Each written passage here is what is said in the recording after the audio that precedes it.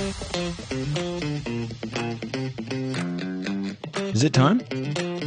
Yeah, it's time. Welcome to the True Craft Podcast. I am your host, Chris Farman, and I'm joined by co-host, Katy Noel. This time around, we are all about one thing: killer conversations with close friends about the state of craft.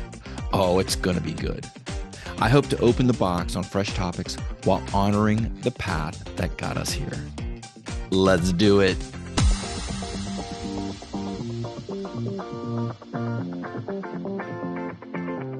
Welcome to another episode of the True Craft Podcast. Today we have a very, very special guest. If you listened to season 2 on the initial launch, you would have heard his voice a ton. And his voice is a bit recognizable given the accent, but joining us today is co-founder of Reubens Brews out of Seattle, Washington, Adam Robbings. Welcome, buddy. Oh, great to be here. Thanks for having me. Yeah, we're relaunching the pod. We relaunched it, and we're doing it a little bit different this time. If you remember, for all the listeners, last time Adam was on 10 episodes. You joined me for 10 episodes last time. Yeah. I made some good friends in those as well, actually, that I speak to regularly still. Oh, you did? You stay connected to some of them? Yeah, that's cool. Cute. That's amazing. That's amazing. That's an unintended amazing consequence that I did not set out for, but that's great that worked out that way. But yeah, I mean, we did a lot of recording that season because it was you and I, and then we would have to bring in a guest, and then it was all over the place. So the first question I ask every guest that comes on to the podcast is, how was the summer in Seattle? Oh. well, okay. No, summer in Seattle is the reason you live in Seattle, right? Yeah.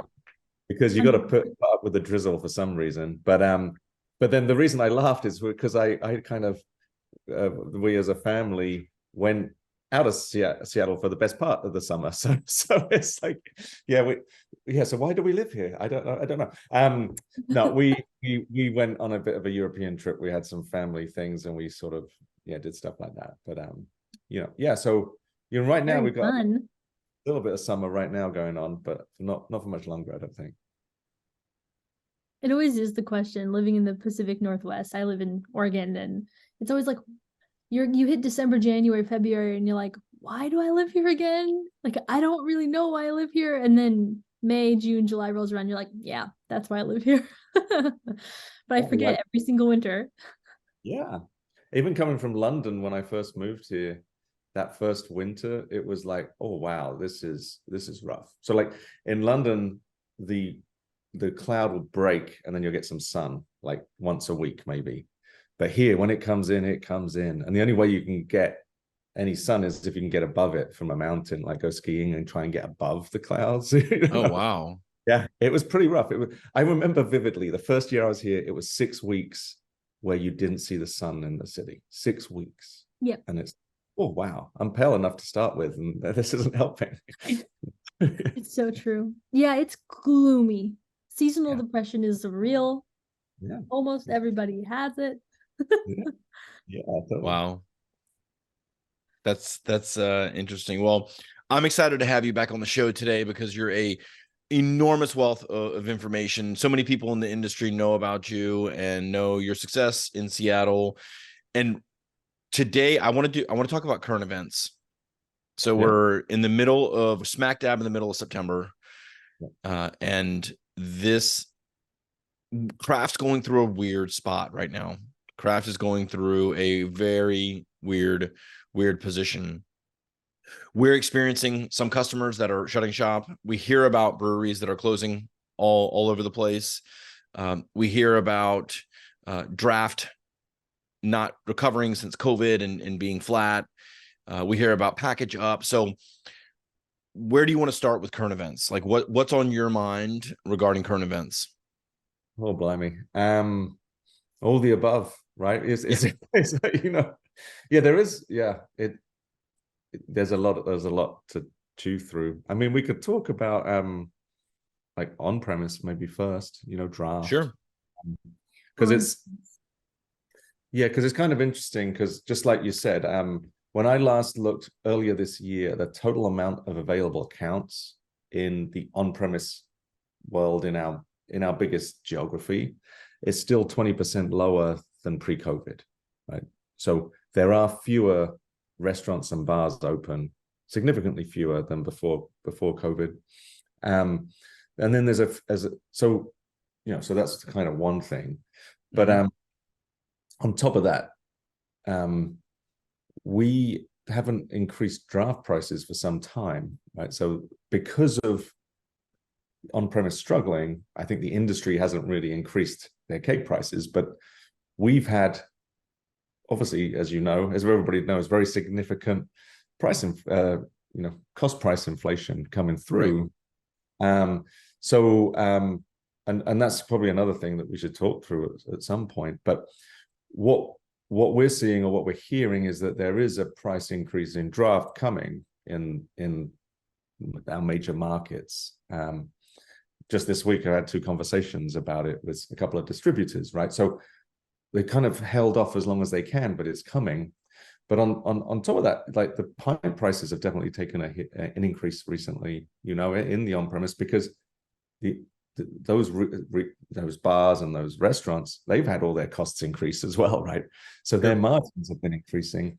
Or not margins have been increasing, their margins have been suppressed, so their prices have had to go up. But it's kind of interesting because then you get into this kind of substitution risk, right? That if a pint of beer costs, say, $9, will somebody just have a cocktail for 12, right? At some point, do you risk price inflation kind of just cannibalizing out your sales to some extent as an industry, as a broad industry, right? So that's kind of one thing that I kind of worry about, just, you know, strategically as an industry. But the other thing is with draft for a brewery, it's kind of hard. Like our margins are really low on kegs. Some kegs we lose money on, you know, like when you take into account all of our costs. Because we haven't pushed through some of these price increases that we're having to pay our suppliers. And you know, Porter's Five Forces, I'm sure you know Porter's Five Forces. Well, we did that recently on different parts of the business, and the draft business as a brewery in that industry is just structurally very difficult, right? There's really no cost for a customer to substitute you out, right? There's loads of different opportunities of different breweries, different beers, you know, to potentially put in. So it's easy to lose placements. There's low margins for us, and it's really hard to sell. It's a very handheld kind of sales piece. So draft in total is very hard for everybody in the in the system, you know. For the listeners, describe Porter's Five Forces for all the listeners. Yeah. So you know, so for us now, business strategy is like something that we think has existed forever, but it didn't. It was really part of management up until Michael Porter in 1979 came out with like kind of a landmark book that talked about his kind of 5-force theory, which is what that is what is the profitability of an industry and where does that profitability kind of sit? So, and it looks at the forces within an industry. So like competitive rivalry, substitution risk in that industry, how many suppliers you have, like the supplier concentration. So it's got these five different kind of elements, and it just kind of just gives you an idea of, okay, is that a hard industry to play in, or maybe an easier one? And it also gives you a bit of a focus on where you can, where there's opportunity for you to focus on and get a benefit from. Like, for example, like there aren't many malt suppliers, aren't many hop suppliers, right? But like, I can't do anything about that. That's just kind of structurally what it is. Right. Whether we're in off premise or own premise, that's the same, you know? So, but maybe your customer segment. Maybe there might be segments that it'd be easier to get a stronger relationship with customers in, depending if you're in on, off, or own premise, for example. So it's something that like kind of I wanted to do, just to kind of just sit back and just think, okay, factually, does this make sense? Right. Okay, please, Yeah. but can somebody tell me what on premise is that taproom? Oh, so yeah, so on premise means that beer is consumed on the premises. So that will be restaurants or bars. Own premise will be what the brewery owns, so tap rooms. And then off premise would be where those that beer is consumed off the premises, which will be like cans or package to go, which will be like grocery stores or C-stores or stuff like that. Yep. Okay, thank you. Yep. All right. So you just threw a lot out about the state of draft, and there's a lot of forces pulling at it. There's a lot of forces at it pulling down. What's the solution for craft breweries? The margins are already low in those SKUs. Well, sixtels, they're not necessarily low, but it's hard to deal in thousands of sixtels a month. So if the margins are low, the points of distribution have been reduced across the board. What's a craft brewery to do? I wish I knew. No. I think when you get to these kind of questions, right, you have to not think about yourself, but think about the customer, right? Mm-hmm. So in this case, like, how can you make that bar successful or that wholesale distributor partner successful?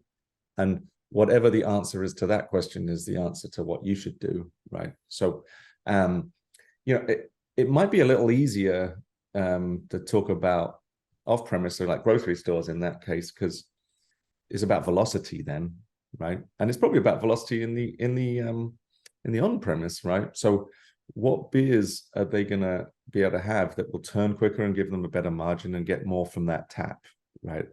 So what is another thing I kind of had in my head about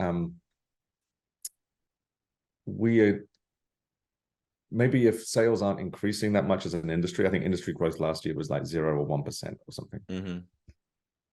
We try and innovate our way out of that. But at some point, that innovation becomes kind of crazy and not really what a customer wants. Right. So really, it's about how can you give that bar a velocity of sale, Right. Yeah. So here's a question for you: is as we go through our compass reports, and our compass reports are a small batch standard proprietary report that goes out each month, giving recommendations and benchmarks and so on and so forth. We're pulling the gloves off. We're pulling the baby gloves off, and we're straight up telling customers, based on your wholesale sales, like, it's not looking good. It's causing a massive hole in the boat. We recommend you focus on one style, one SKU, or you just get out of wholesale completely. Do you think we're being aggressive there with that advice? Okay, so two parts to that. It's like, is it profitable, right? Mm-hmm. I think you need to understand your profitability in the different channels that you operate in, because you might be surprised at how little you are making in certain channels, right? So that's the first thing. And then secondly, like, yeah, how do you increase sales in that kind of environment? And one, I was going to use the example of the off-premise, but can we just kind of pivot a little bit, and I'll explain why. Sure. If you're a retailer, you have, say, 200 set positions. So those are positions where beers will sit on the shelf. And your job as a retailer is to maximize the return from that set, right? So right now, craft beer is seeing the number of set positions that we have, so the percentage of that set kind of eroding, right? Mm-hmm. Because RTDs are going in, these other things are going in, that to some extent non-alc is going in, right? So we're having fewer and fewer opportunities. But what we need to think about is, okay, what what are the beers that have that higher velocity? And generally, it'll probably be the ones that are known better. And generally, that will be core, like your core beers, right? Your flagships. Right. So I can totally see how concentrating on flagships would work in the off-prem, because our job is to give our customers and consumers, right? So the customer being the store and the consumer being the person actually drinking the beer, what they want. And for them, we've got to make sure that our velocities are up. And that's really what we need to be doing in on-premise as well. It's maybe not quite so obviously visible. I find it a little easier to visualize in a store, because you can see you kind of more easily visualize the cans going off of the shelf, whereas on tap, they've got maybe 10 taps. How do you get the best return for one tap for the person? It might be as a whole, you just focus on one beer, or it might be that you have a series that you work with certain accounts that they can rotate through. You get it's about speaking to the customer, like what do they really want at a macro level, because you can't give everybody individually what they ideally would want, Right. because scale, economies of scale to. Yeah, it's interesting. You've used the word velocity with on-premise a number of times, and whenever I hear the word velocity, my brain immediately goes to the off-premise shelf, the cooler, the beer shelf at the C-store or the grocery store. So that is very interesting, because at the end of the day, if you lead with that in mind, how is this going to benefit the retailer? Yeah. How is this brand going to pull someone into their place, get them to order another beer, another piece of food, another item? That's an interesting way to look at it. It's a good way to look at it. With all of these kind of things, we focus on what we want or need, but we're irrelevant in this, right? Mm-hmm. Really, what does your customer want, or the end consumer? I mean, that's really my number one kind of focus always, right? Sure. All right, let's pivot to the pricing topic. I think you hinted on it a little bit earlier about inflation and because I was reading your article, the taster tray. Oh yeah.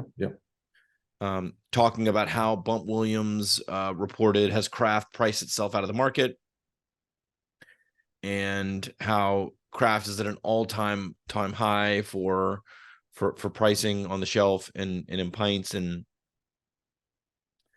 from where I sit, craft has no choice but to price it where it is. I think that is having some effect on the velocity, both on premise and off premise. But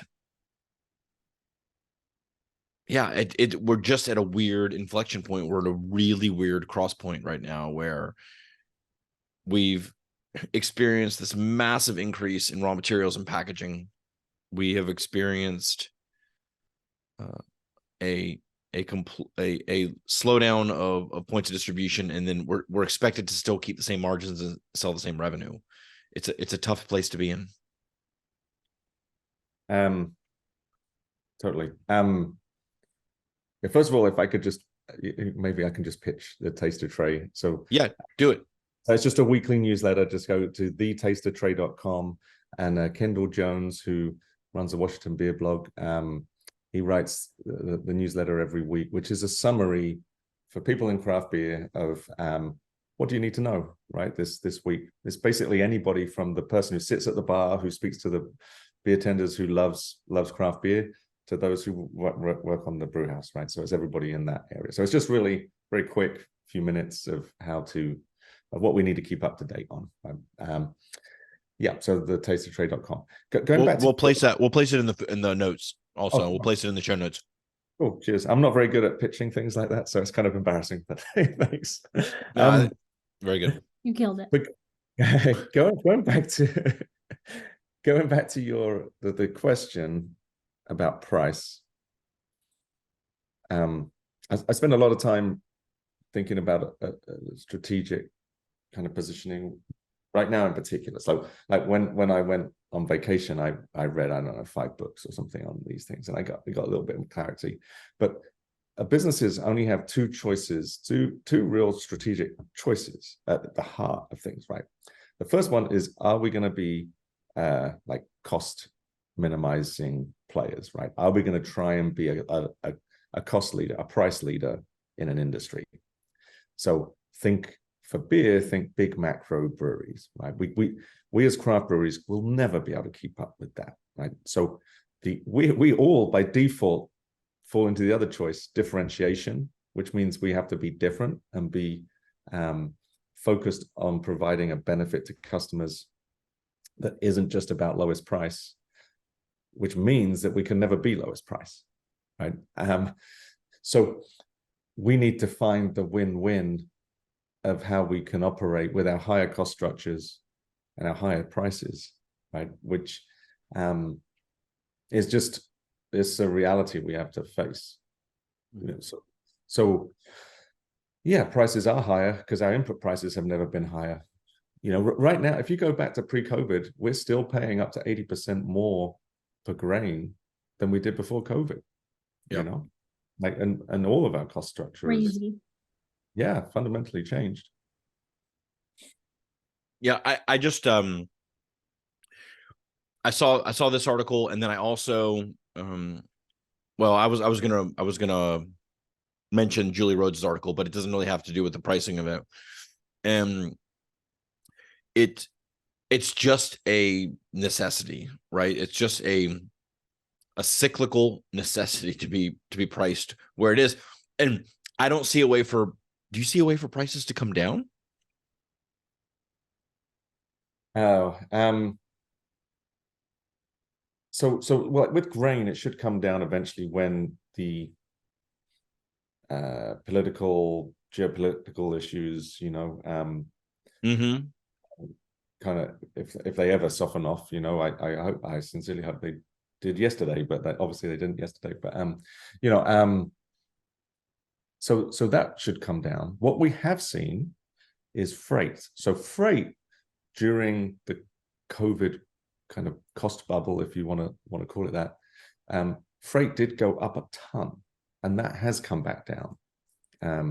So that was a temporary increase that has come back down, but a lot of are more step change increases.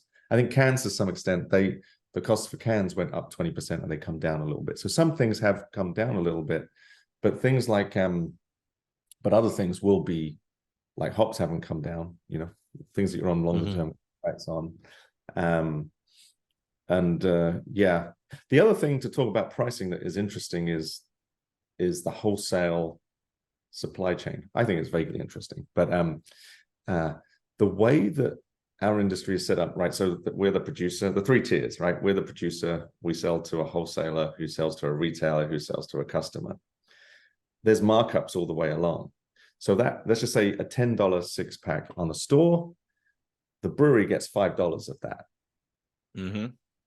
So whatever the brewery charges is kind of doubled for what the customer pays. So if you have this cost inflation, so say that 6-pack costs 20% more to make, and so the brewery isn't going to make any more money, but now needs to charge $6. That price to a customer has now gone up from $10 with the margin staying the same to $12. Right. So what happens is you get this kind of extrapolation of cost increases based on the input costs, which is kind of what we're seeing, and what Bart is kind of end, you know, if that makes sense. That dollar becomes a $2 increase, whereas and that's just the world that we live in, the wholesale kind of world. We were just talking to somebody yesterday about this, how a very popular SKU right now is the 4-pack 16-ounce cans. Yep. And if you think about it, the consumer finds more value in those 16-ounce cans than they do in a 6-pack of 12-ounce cans, and the pricing is reflected there. If I'm paying $15.99 for a 4-pack, or even $19.99 for a 4-pack, I'm still paying $4 to $5 for a craft beer at my house. That's completely normal to me. I mean, that seems, that doesn't feel like the 1999, it feels a little weird looking at it on the sticker, but when you wade through the weirdness, it's $5 a beer. Like that's completely it seems right to me. There are price points that have more emotional attachment than anything, right? Yep. Like, remember, in this market, it was breaking $10 for a 6-pack.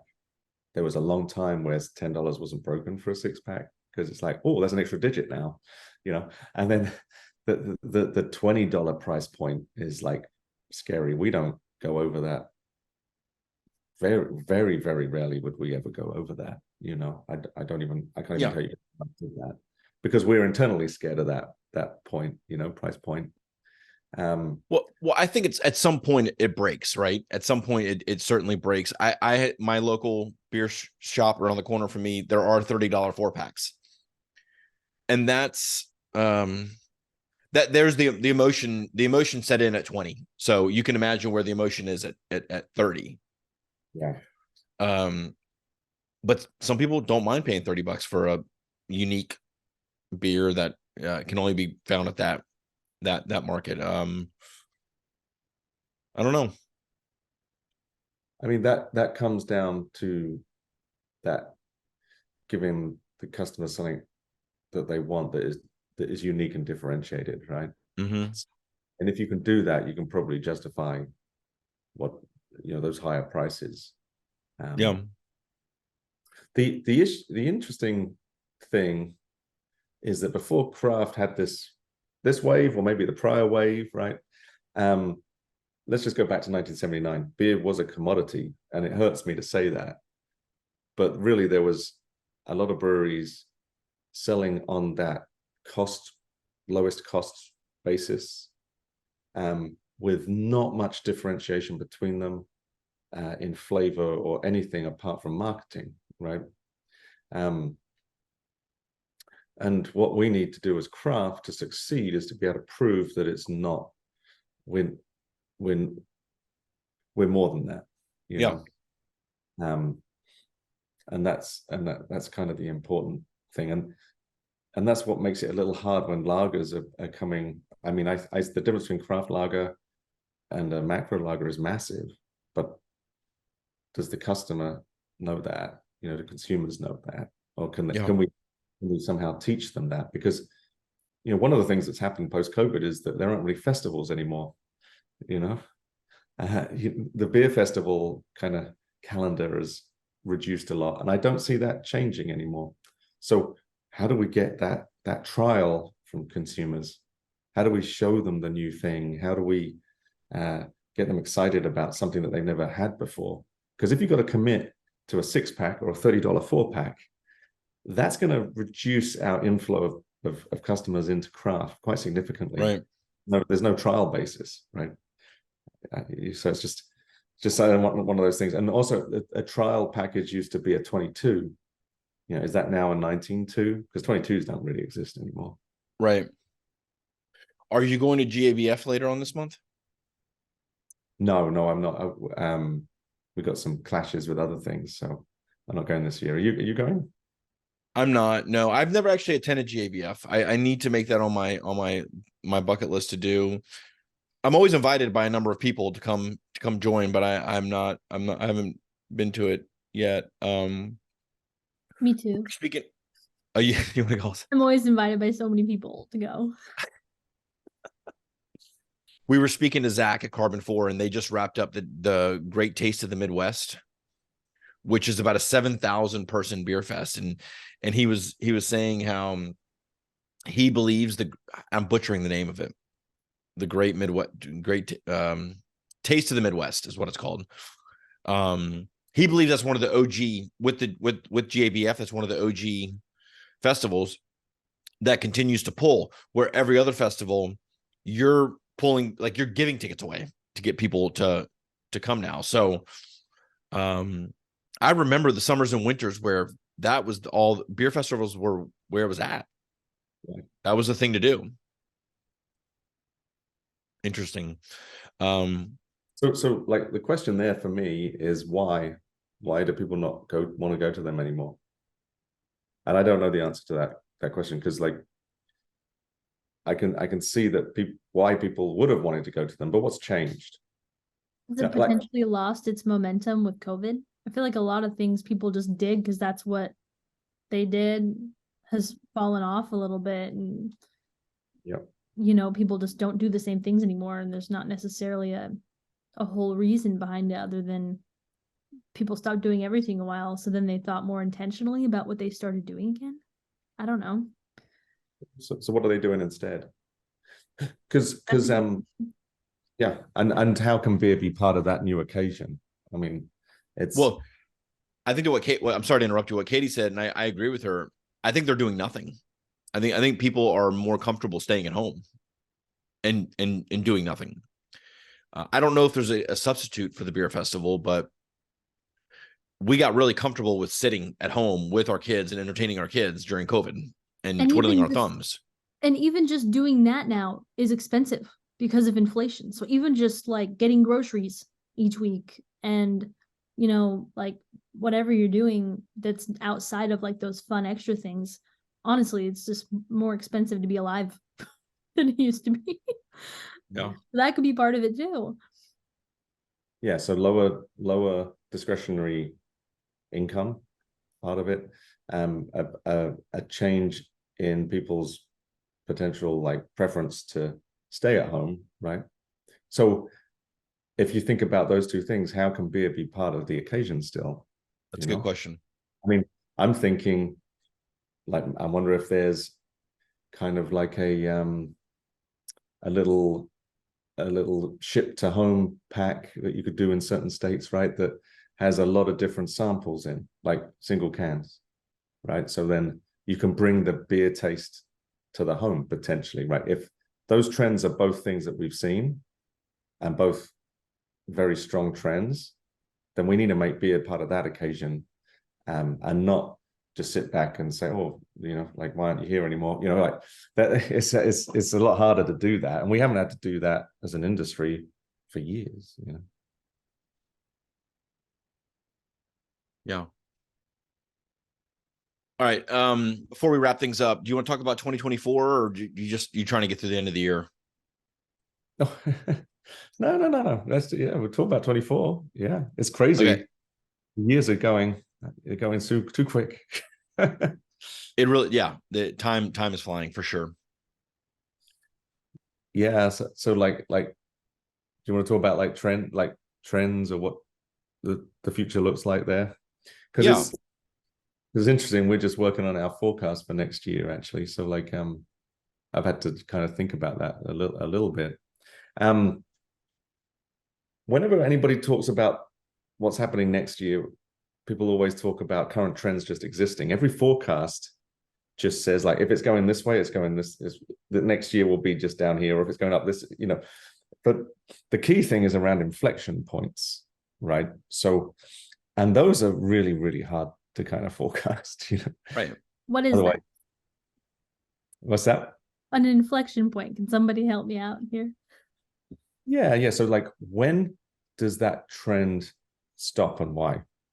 Or when does it change? So like, a trend is going to run in a certain direction, and every forecast normally just assumes that trend just carries on forever, right? But in practice, we know that's not the case. Things go like this, and really, you want to the ideal bit of insight is when when it changes, when the trend changes. The inflection point. Inflection point on the trend. Yeah. Thank you. No. So like if we just look at the current trends, right? We've got fewer PODs in on-premise. We got maybe an increase in the number of tap rooms opening by breweries, right?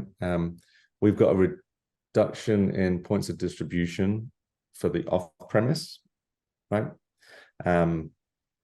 We've got honestly, there's that recession talk. We talked about it costing more to live, right? We're seeing that. There's a few COVID relief programs that are ending as well, either this month or the benefits from which, from a macro perspective, dried up this summer. So, like, I think I did economics as a degree, but like I'm rusty on it now. So like this, I might not be perfect here, but the savings rate bumped up during COVID because people couldn't go out, and then there were certain programs that gave people money to help them through, and that money has been like kind of waning down as the savings rate's been falling, and that supposedly, last time I read about it, it was around the middle of the summer that we're going to get back to that long-term neutrality. So customers have less money, and on top of that, inflation is kind of a real thing. You know, high interest rates are you know, there as well. So like from a macro perspective, it is tough, right? It's tough, but that doesn't mean you still you don't just wallow in I don't know, in that mire, right? It's like how do you give your customers a win, right? So like I think we talked about the set positions, and at some point the velocity of these new things, be it NA or be it RTDs, is going to get neutralized, so they won't be getting more and more space, right? When will that happen? I don't know when that will happen, but that will happen at some point, right? Yeah. And so what we have to think about is like, how do we keep our velocity up on the shelf? And I think that is really, I think you're going to see more core beers being stronger in that environment, because you need that velocity to support the pull through. You know, what other things are we going to see? Well, I think you'll continue to see fewer festivals. So how does a customer get that trial? And I don't think we as an industry, apart from putting in more tap rooms, we as an industry aren't really haven't solved that problem, you know? Right. With no festivals and 22s not existing, does that mean we all have to do 19-2s? Yeah. I don't know. And the other thing about we're seeing in this state, you know, ourselves including, we're building a new tap room right now, but there's lots of new tap rooms opening up. Like where does that kind of, if we roll forward 10 years, what will that look like? You know, what is that? How many tap rooms is reasonable? I don't know. And how does that impact the other on-premise accounts? So at some point, there will be no benefit to opening new tap rooms because you're just cannibalizing from yourselves, you know? Right. And then, and do you have any views on next year that we should think about? I mean, everything that you talked about, I agree with. I haven't put much thought into 2024. We're going to be doing some year-end planning content coming out. I'm literally watching the operations that do not have solid business and do not understand their numbers just fall apart. There's not even you don't even get a second chance right now. There's no second chance. The second chance happened with COVID and all the government money, but it's happening right now. So I think sales will remain flat. Points of distributions will shrink. I think there's gonna be lots of closures, lots of and the, not to go, I don't want to go dark. I want to keep this show, like this podcast, optimistic. There are winners in every market. There are breweries that are doing extremely well, multiple in every market. So it's just the ones that aren't doing well, right? It's gonna be time to bow out. So that's really mine. I'll put more thought into it. We're definitely going to have you on, I don't know, maybe once a month, maybe at least once a quarter, to kind of do a current event update. But I hope to have more of a 24 outlook by then. Well, to add to that, Chris, what's still confusing me is how many people we have reaching out to us who are just opening a brewery. I just want to ask, are you sure? Like, do you know what you're getting yourself into? And have you like projected margins? But- and it's like, do you know what you're doing? I want to be like, are you But- sure? Katie, you're on those calls. I mean, these are amateur players. Oh, I know. It scares me for them. Yeah. These are they're I think they're on a fact-finding mission. I don't even think they're going to get open. I think they're just like coming to us to try to get a go, no go response. And unfortunately, we're not giving that to them because we don't have the information.